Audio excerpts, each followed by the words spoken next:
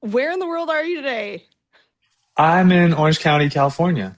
Oh, very nice. And I know you guys are in the middle of ramping up to an album release here. What is a typical day looking like for you guys right now? It's kind of all over the place. So, full disclosure, I have a 3-month-old baby, so the typical day for me is a little more complicated. But it's kind of a mix of rehearsing, getting the songs up to speed for, going from having recorded them and, spending a lot of time in the studio to working on the arrangements so that they're ready for the show. And then just a lot of like promo. We're going to be going out to New York and London next week to do some press and promo out there. And then, at the start of the year, we just had all this content like music videos and photo shoots and stuff to get done. But now it's also a little bit like the calm before the storm, just sort of waiting to put this piece of work out into the world and, see how people like it. It's exciting. And sorry, I have to go back to your 3-month-old baby. Congratulations. This is your first kid? Thank you. Second kid, so we're in the thick of it. I've got two kids myself, so I know that transition can be difficult but fun.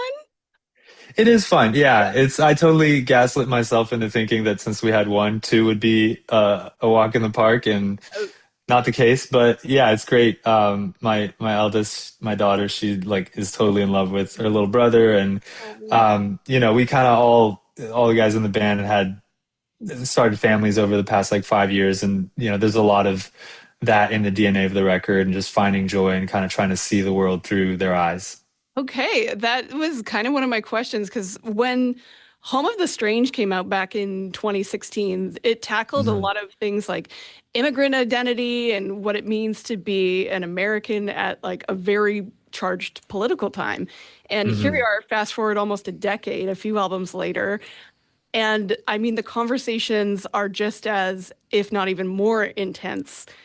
But your Yeah. new album, Victory Garden, it's being described as an ode to radical empathy. And my question was going to be, is that something that grew naturally out of what you've experienced? And maybe it is. Maybe it's the kids seeing things through their eyes.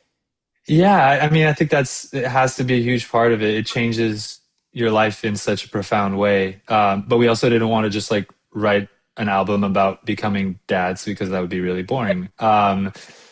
So we kind of, yeah, I mean, from through, COVID and through the past 5 years and working on music and releasing music and being on the road and adjusting to these changes in our lives. And like you mentioned, seeing just the world at large and sort of constantly being barraged by, really awful stuff. Trying to find that joy in creation and in looking at the world through just a different perspective was something that we had set out to do and maybe try to write in like a more kind of like how we used to do. We met when we were in high school. We used to just like jam in our parents' like living rooms, and we just did it because it was fun. It was something that got us together, and we enjoyed doing. We enjoyed spending time together, and so we really wanted to focus on that. And I think that one of the natural sort of conversations as we're working on lyrics and thinking about themes for the record was just what it was like to be a kid and to see it now and to watch the world through their eyes and just kind of try to maintain this positivity. And like there really is so much beauty in the world and so many helpers and so many amazing things that happen every day if you care to look for them. So it's something that you have to be kind of on top of and really aware of, but it's worth it. I love that. And I feel like that is something that I didn't realize when I became a parent I was going to see. Like just the things that your kids see and are so in awe of that you're like, well, it's a rock, dude. Like, what are you talking Yeah, about? yeah. My daughter saw a lizard on the floor the other day, and she was like so like blown away. And I was like, you know what? That is really cool. Like this little creature looks like it's out of a Wes Anderson movie, and it just like lives next to our house. So yeah, it helps you to take like a step back and kind of see things in a more joyous way. I love that is like the vibe of the record too. Would you say that the single Different Kind of Love is a good preview overall of the upcoming album, or is it like a curveball? No, I mean we thought a lot about what the first song should be because we did want it to kind of represent what the rest of the record, what people can expect. We wanted the meaning of the song and the message to be something hopefully uplifting and positive. That's something that we've tried to do with our music is like provide that place of like belonging for people, because that's what music has meant for us. And also just kind of a little bit of a return to just playing our instruments in a room together. Like that's how we wrote a lot of the record. And so there are quite a few songs that are more in that kind of like alternative rock, a little bit less like experimental than some of the stuff we've done over the past couple records. So yeah, I'd say Different Kind of Love is it's kind of in line with like a lot of the sounds and themes that are, throughout the record. Cool. And it's also, I mean, you said like it's a very blended band of immigrants. It's an interesting time to be the Canadian in the band, even though you've been, I think, in the States for 20 years or something now. Yeah, yeah, it is. I still have a lot of family in Canada, in Montreal, in Toronto. I go back pretty much every year. It is strange right now because we've kind of always been. I don't know. It's just like we've always been neighbors. We've always been friendly with one another. There's never really been this like friction, and so the past couple of years in particular have been really like frightening, and like it sucks because like I want my family to come out and visit my kids, but I completely understand this reticence to like just even go across the border, right? So yeah, I just speak for myself as a Canadian, but it makes me sad to see that type of rhetoric. And I know that ultimately living in America, the vast majority of people I meet and interact with every day don't feel the same way. So I hope that cooler heads will prevail, and we can kind of eventually go back to just being friends. Yeah. Do you But find until then, Mhm. elbows up. Almost Yeah.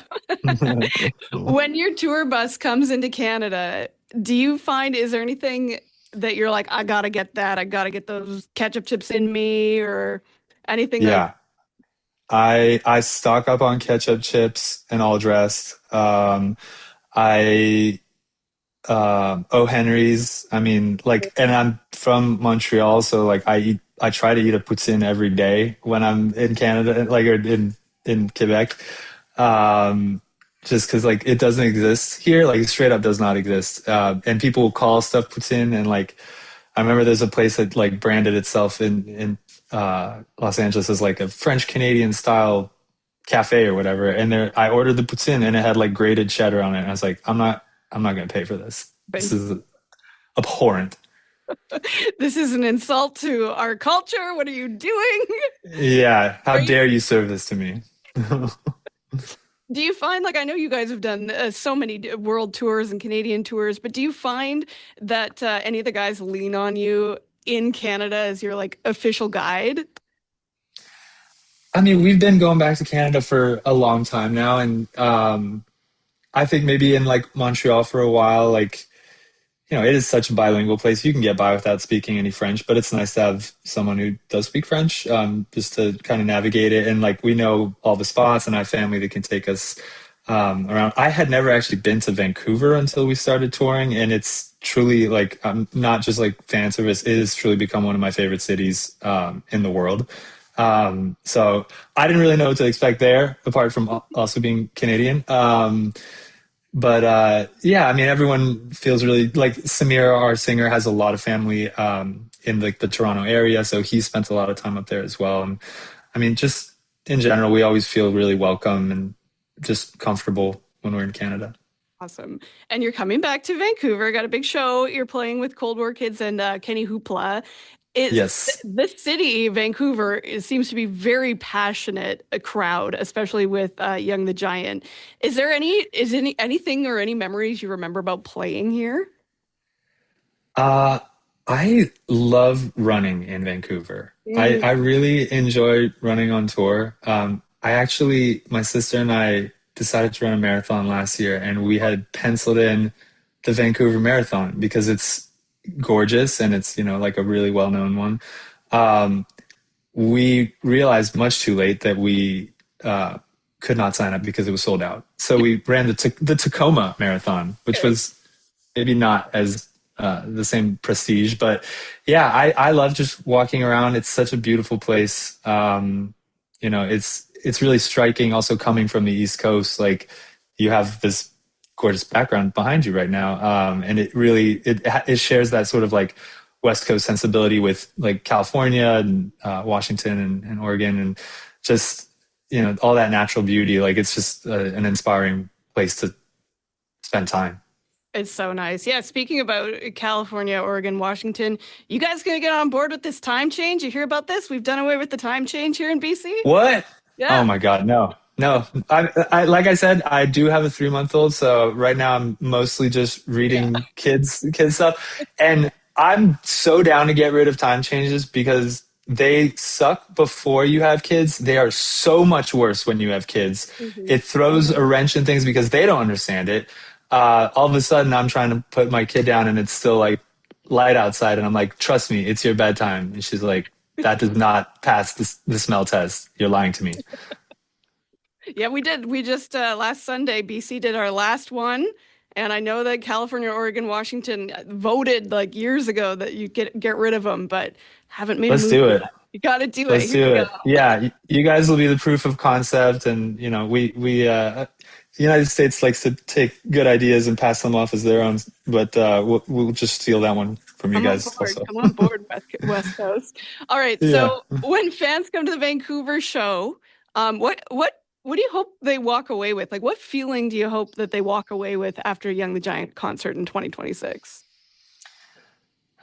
I mean, we always really feel, like I said, we want our music to be a place of belonging. We really want our shows to be that type of place, and we are so fortunate. Our fans like are just like across the board kind and compassionate and like just good people.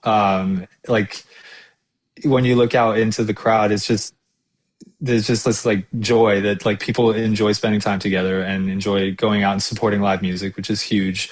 I think, given just the state of the world, like we hope that it can be sort of some sort of relief for people, a little bit like not escape necessarily, but just like a deep breath, maybe a little reset. And there's a lot of our joy on this record that we're really looking forward to sharing with people, and hopefully we're able to convey that in the live show.